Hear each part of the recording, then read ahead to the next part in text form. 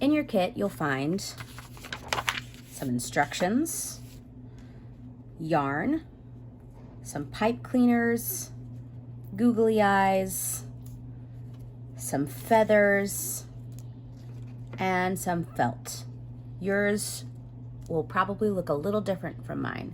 You'll also might want some glue and some scissors. Let's finger knit. To finger knit, find the end of your yarn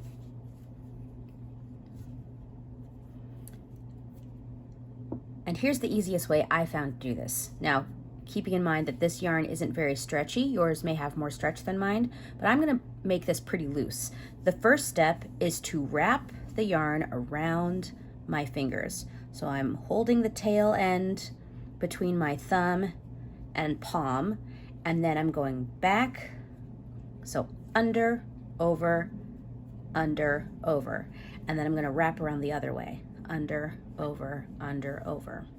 I need to do that one more time. This time going over, under, over, under, over, under, over. So I have 2 loops on each finger. The next step is to start your first row. So you're gonna curl your fingers towards your palm and pull that bottom loop up and over the top loop. Pull the bottom over the top, bottom loop over the top, bottom loop over the top. Should look something like this. Now I need another row of loops. So I'm going to come over, under, over, around and under, over, under, over. And then I'm going to repeat that process. And I'm going to try and keep my loops kind of loose because, again, since this yarn isn't particularly stretchy, if I tighten it up too much, then it's going to start squeezing my fingers, which I don't want. So I'm going to keep going like this, adding another row of loops, pulling the bottom over the top, and build up the body of my finger knitting. And I'll meet you back here when I'm done. You don't have to use all of it, but get to the point till you have the body of your yarn. If you want to tighten it up as it comes off of your fingers, you're going to pull on this tail end. All right, see you in a bit. Let me show how to finish off the body of your creative critter. So I've been, to tighten it up a little bit, pulling as I go, but I don't have that much yarn left. So I'm going to do one more row.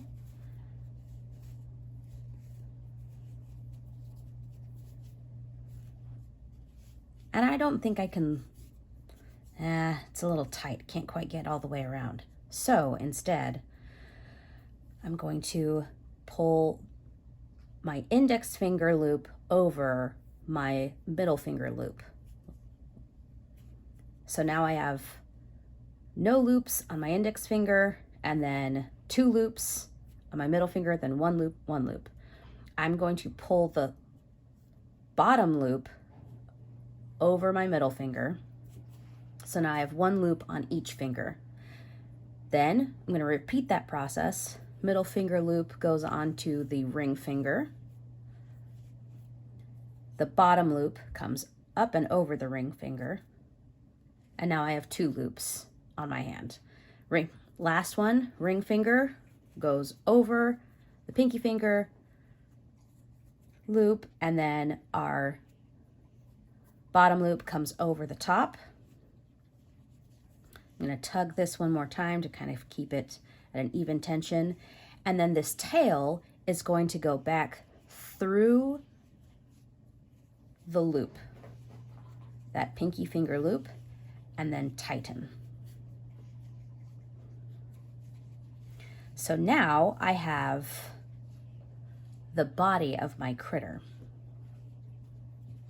And I think I'm going to use my scissors to leave that as like a little tongue, maybe.